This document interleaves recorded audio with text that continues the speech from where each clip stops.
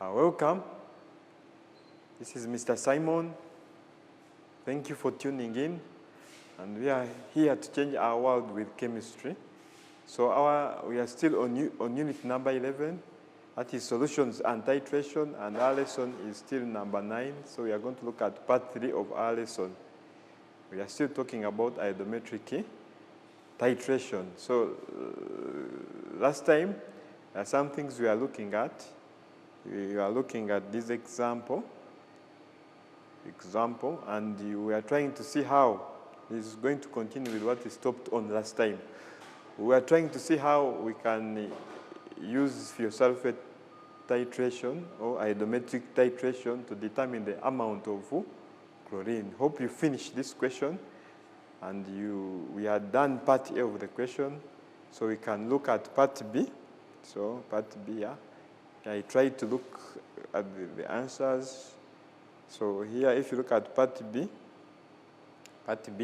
so on part B, you'll see the question was asking us to write the equation of reaction between chlorine and iodide ions. So we get iodine and the chloride ions is well balanced, and they were asking the reducing agent. The reducing agent is actually iodide ions, which reduce chloride from oxidation state of 0 to -1. Yeah.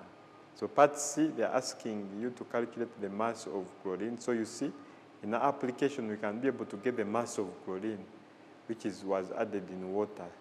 So here, we say 0.00007 moles of iodine liberated. Because the mole ratio is 1 to 1, the moles are the same. Then mass of pure chlorine, which will equal to number of moles times molar mass of chlorine, which is times 2, then that is our answer.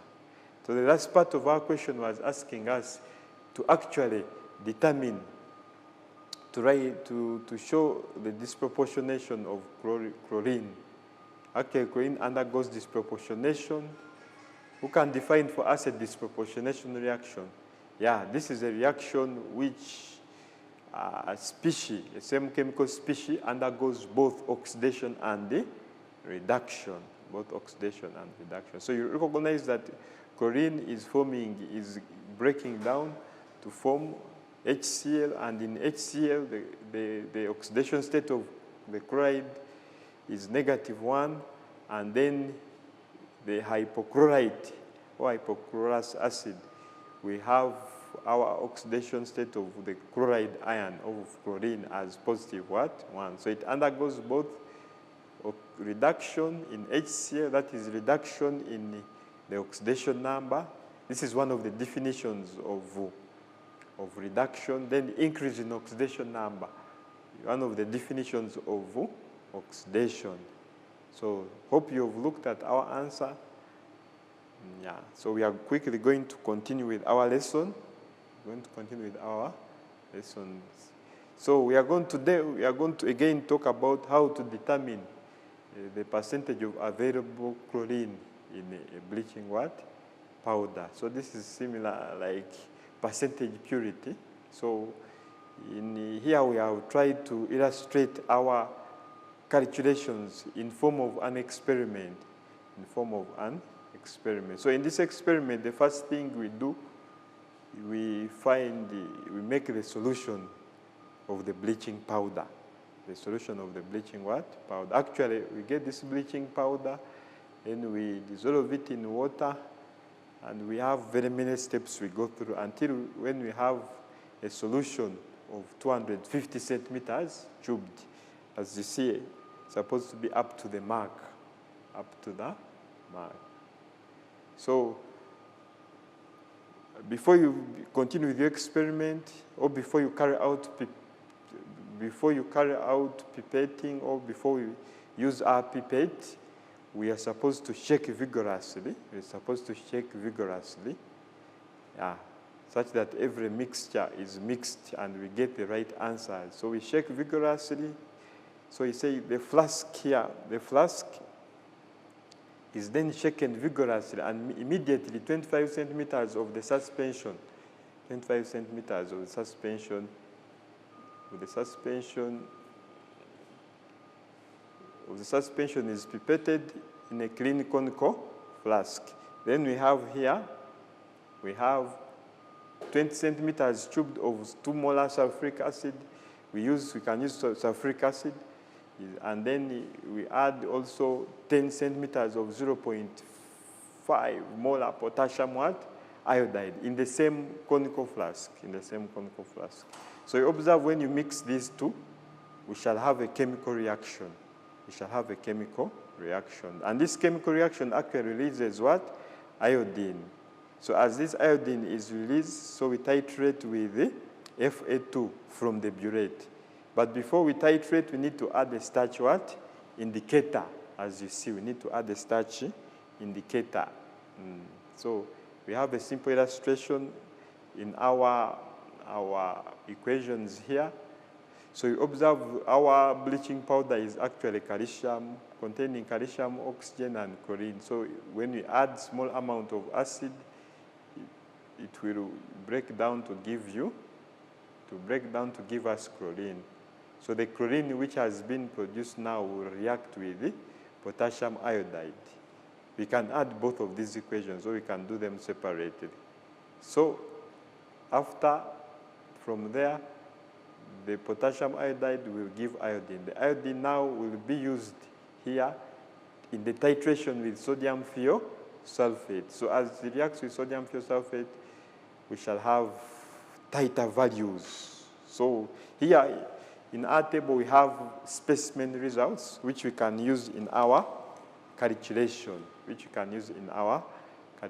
So before we continue, it's good for us to determine the average volume. The average what?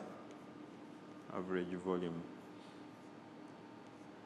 And so average volume, because this time we have 2, we can just add them. We say here 25.6 plus 25.64 divide by 2. So we calculate very quickly. So we have here 25.6 plus 25.64. So we divide by 2, and our answer will be these are just specimen results, just for calculation. Normally, we don't have this value here. If we go to the lab, it is hard to read it, but let's use this as our specimen results. So we continue and see what they're asking us. So the question here is asking us to calculate the number of moles of available chlorine in 200 50 centimeters cubed. Then after we calculate the mass. So what are we going to do? We first look at our question very well. Recognize in our question here, we have 2 volumes. One volume, this is for Fa2. This one is for actually Fa what? Fa2, which is our sodium sulfate. Then you have also another volume, which is actually Fa1, which is 25. So the one which is pipetted, 25, and this one is what we are going to use in our calculation. So the first thing we do, we actually calculate the moles. Use the moles of sodium sulfate. So we are going to use the MV over 1,000. So we have our molality. That is the molality of sodium thiosulfate, which is 0.1 times what? Volume, which is 20 what? 5.62 divided by what? 1,000.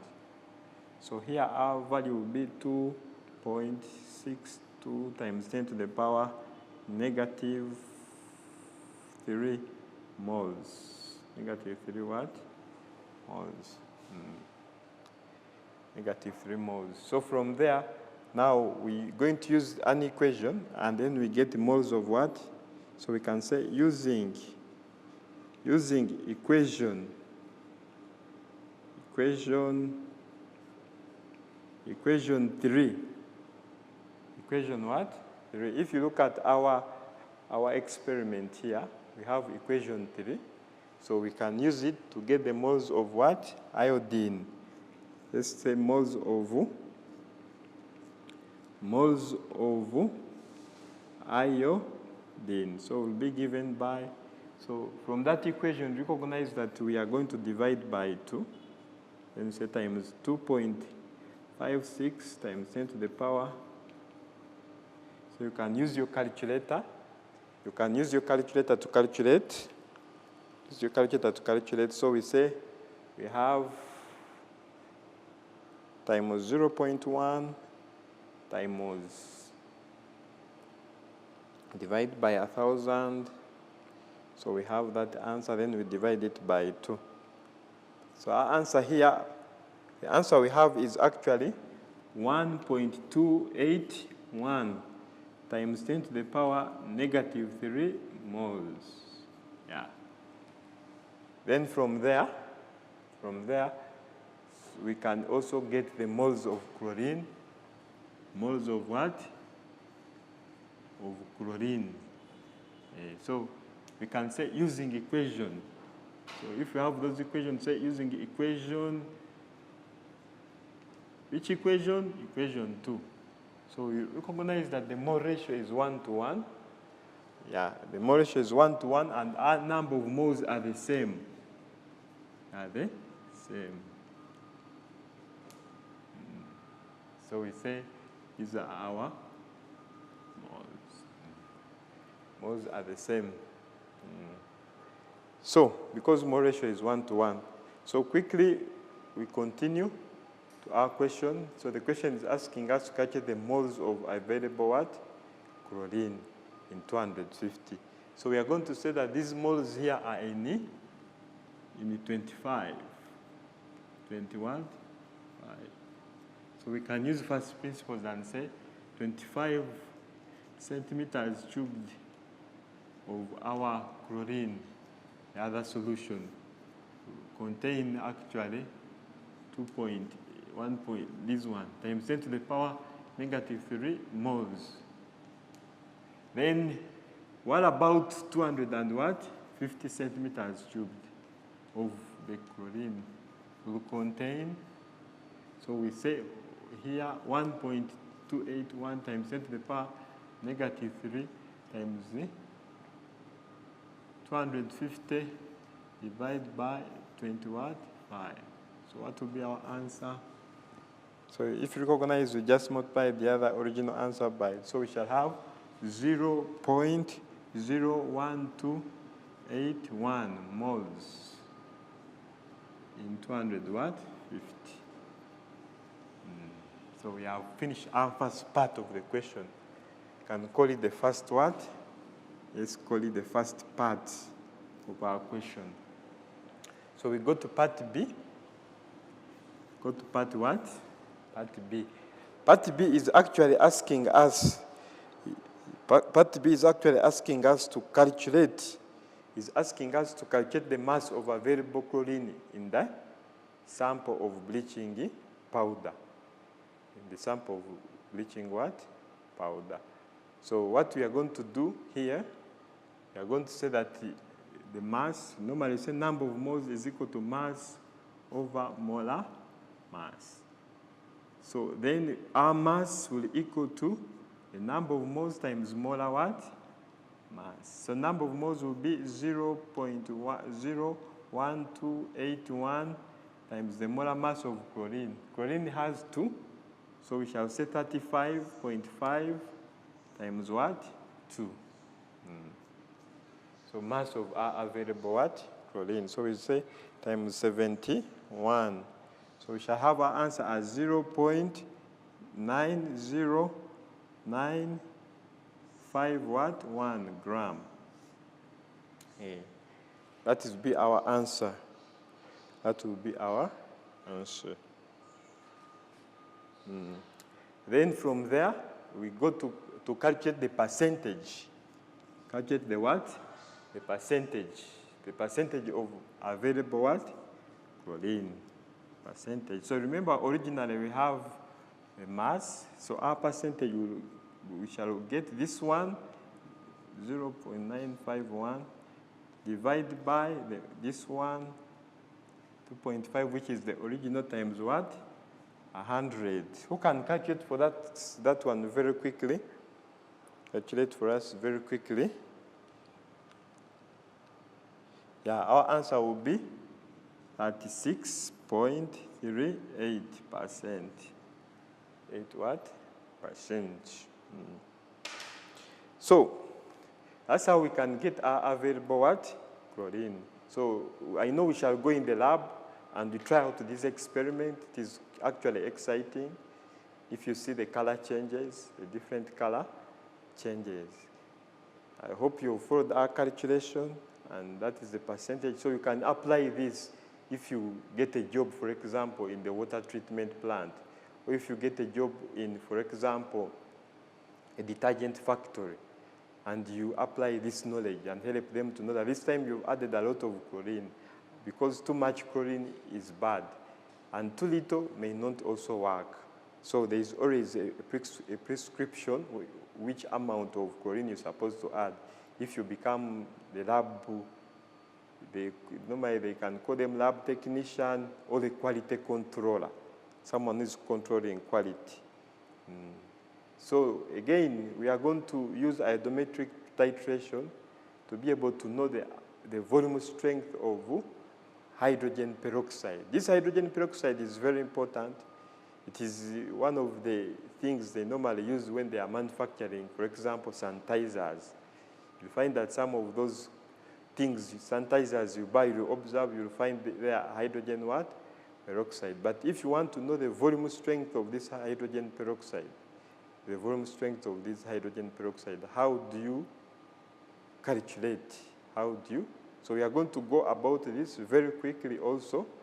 So we apply the other knowledge of iodometry, then we calculate, and then we apply also the knowledge of volume strength to be able to talk about the volume strength of hydrogen peroxide. So here, the first question is asking us to determine the concentration of the stock solution of hydrogen what? Peroxide. And this is what we are going to do. So we have two equations. If you see in our question very well, you'll find that they have given us again the concentration of sodium thiosulfate and also the volume of sodium thiosulfate. So we are going to begin with that. So we are going to say, now we are on another question, which is telling us to finding the volume strength. Volume what? Strength. Volume strength. So finding the volume strength. So quickly, because now we have experience, we are going to say moles of thiosulfate will equal to, so we can say MV over 1,000, which is the molarity. We have seen that our molarity is 0.1 times 28 divided by what? 1,000. So answer will be 2.8 times 10 to the power negative 3 moles. Negative 3 moles. Then from there, we say using equation. We are going to say using equation. You may even not write this, but it's good for us to write to show what we are doing. So using equation 1, moles of iodine. Moles of what? Iodine. So we multiply this by a half. If you have a problem with the mole ratio, you make sure you show it and then you cross multiply. So it will be 1.4 times 10 to the power negative 3 moles. So hope you are enjoying the lesson as we are moving on. So we have also here we are going to talk about now using equation 1. Using equation 1. So quickly, we get now the moles of the peroxide. Moles of the what? The peroxide. So if you recognize mole ratio is 1 to 1, so we shall have again 1.4 times 10 to the power negative 3 moles. So these ones will be in our small volume 25. So we are going to change it in 250. In 200 and what? 50. So we say here that we can say moles of hydrogen peroxide in 200 and what? 50. So we can also use this formula. So we can say 1.4 times 10 to the power negative 3 times 250 over 25. So our answer will be 1.4 times 10 to the power negative 2 moles. These are the moles. In 200 and what? 50. 250. So we recognize again that these moles in 250 are the same moles in 10. So we say 10, that is the original volume of the stock solution, will contain, again, 1.4 times 10 to the power negative 3. Negative what? 3. Which will equal to, we say moles, again, of hydrogen peroxide. Then what about 1,000? What about 1,000? So we shall say 1.4 times 10 to the power negative 3 times 10 to the power 3, which is 1,000, divided by 10. Divided by 10. So we cancel here, and then we shall have 0.14 molar. 0.14 what? Molar. So that is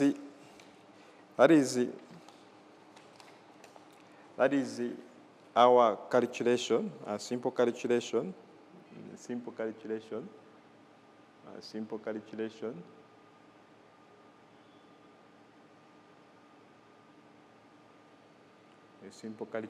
Hope you are following. So a simple calculation. Then from there, so we have, we see 10, yeah, 1.4. So from there, we go to the last part of our question.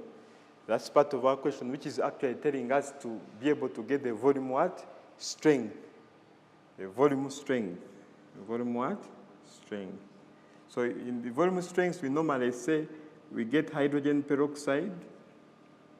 Hydrogen peroxide, we break it down, we get water and what? Oxygen. Yeah, water and what? Oxygen. So remember this equation, preparation of what? Oxygen gas. So you'll observe that now, here you need to put 2. So we say 2 moles of